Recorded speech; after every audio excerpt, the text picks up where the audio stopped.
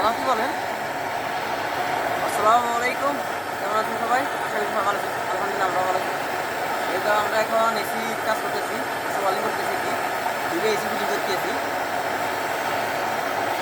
যে কেমনে করতেছে উনি হলো আমার বড় ভাই, ওস্তাদ মানুষ, আমি লেবার মানুষ, ওনার সাথে হেল্প করতেছি।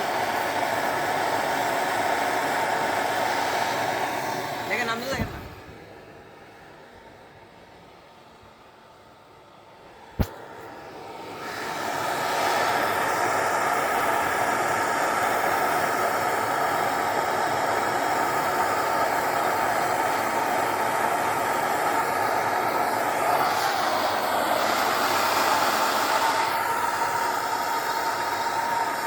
Tá legal.